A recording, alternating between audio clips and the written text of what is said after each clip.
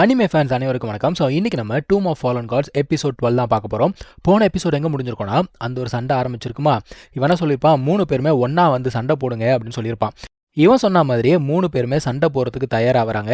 இவனுமே பயங்கர சீரியஸாக நின்றுட்டு இருக்கான். அந்த டைமில் அந்த பிரின்சஸ் பார்க்குறா, என்னடா இவன் இவ்வளோ சீரியஸாக இருக்கான் அப்படின்னு சொல்லிட்டு, சரி ஓகே நான் பின்னாடி போயிடறேன்னு சொல்லிட்டு அவள் பின்னாடி போயிடறான். இப்போது சண்டை அப்படிங்கிறது ஆரம்பிக்க போகுது. இவன் வந்து பார்த்தீங்கன்னா பவர் அப் பண்ணுறான். எல்லாருமே பார்த்துட்டு இருக்காங்க, என்ன நடக்க போகுதுன்னு தெரியல. பயப்புல திடீர்னு பார்த்தீங்கன்னா, ஐயோ எனக்கு பசிக்குதுப்பா முடியல அப்படிங்கிறான். டேய் யாரா அவன்? அந்த லிங்க் அவங்க இருக்கான்ல, அவன் சொல்கிறான், நீ இதுக்கு முன்னாடி நல்லா தானே சாப்பிட்ட, நான் பார்த்துட்டு தானே இருந்தேன் அப்படிங்கிறான். ஸோ இதுக்கு நம்ம ஹீரோ சொல்கிறான், நீ சொல்கிறதெல்லாம் சரிதான், ஆனால் இதுக்கு முன்னாடி சண்டை போட்டேன்ல, என்னோட எனர்ஜி எல்லாம் போயிடுச்சு சரியா, எனக்கு பசிக்குதுன்றான். அப்போ ராஜாவும் பார்க்குறாரு, அவரும் சிரிச்சுட்டு சரி ஓகேப்பா, எனக்கு தெரிஞ்சு இன்றைக்கி இந்த சண்டை போதும்னு நினைக்கிறேன், நாளைக்கு பார்த்துக்கலாம் அப்படிங்கிறாங்க.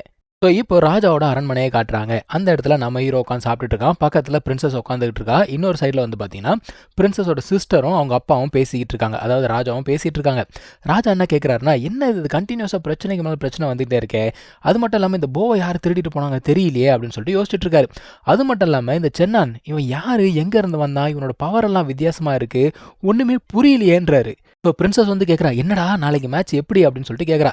இவன் பார்த்தீங்கன்னா 5 விரல காட்டுறான். என்ன 5 விரல காட்டுறா அப்படின்னா, இன்னொரு கையும் தூக்கிட்டு நான் டோட்டல் சரண்டர் ஆத்தா அப்படிங்கிறான். என்னடா அப்படின்னா, அந்த டிராகனை பார்த்தல, அது அவ்வளோ பெருசாக இருக்குது, அது மேலே போகுது கீழே போகுது, நெருப்பெல்லாம் வேற கக்குது, அட போமான்றான். அதான் அவன் சொல்கிறான், ஏண்டா என்ன விளையாடுறியா, இங்கே இருக்கிறதுலே இப்போதைக்கு நீ தான் ஸ்ட்ராங்கஸ்ட் ஆள் சரியா, லெவல் 3ல் இருக்க, காமெடி பண்ணாத அப்படின்னு சொல்லும்போது அவன் என்ன சொல்கிறான்னா, அடையாமா நீ வேற, உனக்கு புத்தக அறிவு தான் இருக்குது போல தெரியுது, நான் சொல்கிறேன் நல்லா மண்டையில் ஏற்றுக்கோ அப்படிங்கிறான்.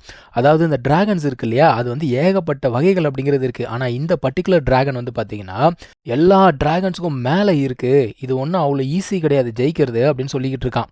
அந்த டைமில் லிங்காங் இருக்கால, அவன் என்ன சொல்கிறான்னா, நம்ம இன்னும் ஜெயிக்கவே இல்லை, ஆனால் ஜெயிச்சிட்ட மாதிரி கொண்டாடிட்டு இருக்கோமே, இதெல்லாம் நல்லதுக்கா அப்படின்னு சொல்லிட்டு கேட்குறான்ப்பா. அந்த டைமில் இந்த பிரின்சஸ் இருக்கால, அடப்போடா நீ வேற வாய முடுறான்னு சொல்லிட்டு இவனை கையை பிடிச்சி இழுத்துட்டு போயிட்டா. இவங்க இப்போ எங்கே போகிறாங்க அப்படின்னு பார்த்தீங்கன்னா, அந்த டிராகனை தேடி போய்கிட்டு இருக்காங்க. எந்த டிராகனா, நம்ம ஹீரோ கிட்ட அந்த குட்டி டிராகன் இருக்கும்ல, அதுதான். என்னடா அந்த கிழவனை காணோம், டிராகன் எங்கன்னா இருக்கா பாரு, கொண்டுட்டு ஓடி போயிடலாம் அப்படின்னு பார்த்தா டிராகனையும் காணும் கிழவனையும் காணும். அப்போ நம்ம ஹீரோக்கு ஒரு சத்தம் கேட்குது. அவனா சொல்கிறான், இங்கே யாரோ ப்ராக்டிஸ் பண்ணிட்டு இருக்காங்க அப்படிங்கிறான். ஆனால் இங்கே ஏதோ அறை இருக்கா மாதிரி தெரியலையே அப்படின்னு பார்க்கும்பொழுது அந்த இடத்துல ஒரு சீக்ரெட் அறை அப்படிங்கிறது இருக்குது.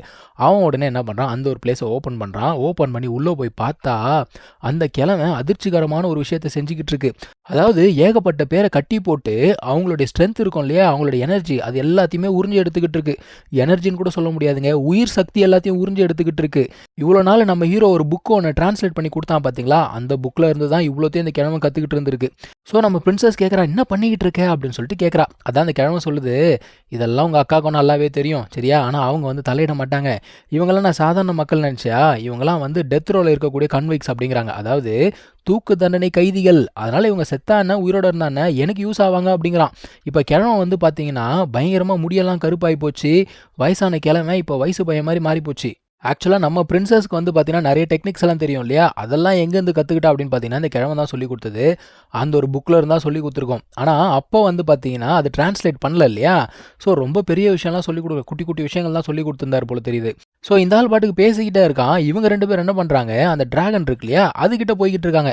அதான் இவர் சொல்லிட்டு இருக்காரு, ஆடப்பாவீங்களா இங்கே நான் என்ன சொல்லிக்கிட்டு இருக்கேன், இதுங்க எங்கே போய் நின்றுட்டு இருக்க பாரு அப்படின்னு சொல்லிட்டு இருக்காரு. இன்னொரு சைடில் அந்த கிழமை பாட்டுக்கு ஒரு செவுரு இருக்குது, செவுத்துல பூந்து அந்த பக்கம் போயிடுவாரா, என்னடா இந்த கிழமை எங்கெங்கேயோ பூந்து போகுதுன்னு சொல்லிட்டு இவங்களும் பின்னாடி போய் பார்க்குறாங்க.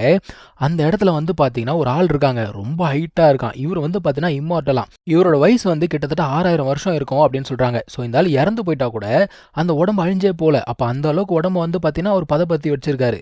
ஸோ இந்த கிழவனுக்கு புக் வந்து பார்த்தீங்கன்னா இங்கேருந்து தான் கிடச்சிதான். அந்த இடத்துல நிறைய விஷயங்கள் எழுதியிருக்குங்க, அதெல்லாமே இவங்க படித்து பார்க்குறாங்க. ஸோ இந்த ஆள் வந்து பார்த்தீங்கன்னா ஒரு டீமன் கிளானை சேர்ந்தவன், ஏகப்பட்ட இம்மார்டல்ஸை இவர் வந்து கொண்டு இருக்காராம். இப்போ விஷயம் என்னென்னா, இந்த கிழமை சொல்லுது, இவனுடைய உடம்புக்குள்ளே பயங்கரமான எனர்ஜி அப்படிங்கிறது இருக்குது, நீ மட்டும் எனக்கு ஹெல்ப் பண்ணுன்னு வச்சுக்கோங்க, நம்ம 2 பேருமே சேர்ந்து ரொம்ப ஸ்ட்ராங்கான ஆட்களாக மாறிடலாம் அப்படின்னு சொல்லிக்கிட்டு இருக்கு. ஸோ நம்ம ஹீரோக்குமே என்ன அப்படின்னா ஸ்ட்ராங்காக மாறணும் அப்படிங்கிற ஒரு ஆசை இருக்குது. அதனால் அவன் என்ன பண்ணுறான், சரி வா அந்த ஒரு எனர்ஜியை ஃபீல் பண்ணு அப்படின்னு சொன்ன உடனே அது மேலே கை வச்சு அப்படியே கண்ணை மூடி பார்க்குறான். அதில் இருக்கக்கூடிய எனர்ஜி அப்படிங்கிறத இவனால் ஃபீல் பண்ண முடியுது. ஸோ கிழமை கேட்குது, என்ன எனக்கு ஹெல்ப் பண்ணுறியா, நம்ம 2 பேரும் சேர்ந்து வந்து ப்ராக்டிஸ் பண்ணலாமா அப்படின்னு கேட்கும்பொழுது இவனா சொல்கிறான், எனக்கு எந்த ஒரு எனர்ஜியும் ஃபீல் ஆகலை அப்படின்னு சொல்கிறான். சரி இங்கேருந்து போகலாம் அப்படின்னு பார்க்கும்பொழுது அந்த ஒரு கிழமை மறுபடியும் டிராகனை பிடிக்குது. இந்த வாட்டி இவனுக்கு பயங்கர கோவம் வந்ததுங்க. அது எப்படி விட முடியும் அப்படின்னு சொல்லிட்டு அட்டாக் பண்ண போகிறான். அப்போ அந்த தாத்தாவும் அட்டாக் பண்ணுறாரு. இந்த கேப்பில் இந்த பிரின்சஸ் என்ன பண்ணுறா, அந்த ஒரு டிராகனை பிடிச்சிட்டு வந்துடுறா. இப்போ தாத்தாக்கு பயங்கர கோவம், எவனும் இங்கேருந்து வெளியில் போக முடியாது, நான் யாரையுமே விட மாட்டேன் அப்படிங்கிறாரு. அந்த டைமில் இந்த பிரின்சஸ் என்ன பண்ணுறான்னா, கத்தி எடுத்து கழுத்தில் வச்சுக்கிறாப்பா, நீ மட்டும் ஏதாவது பண்ணனா நான் இந்த இடத்துலேயே செத்து போயிடுவேன் அப்படிங்கிறான். இங்கே தான் வந்து பார்த்தீங்கன்னா இந்த ஒரு எபிசோட் முடியுது. நம்ம அடுத்த எபிசோடில் மீட் பண்ணலாம். தேங்க்யூ ஸோ மச் ஃபார் வாட்சிங். Take care. பாய்.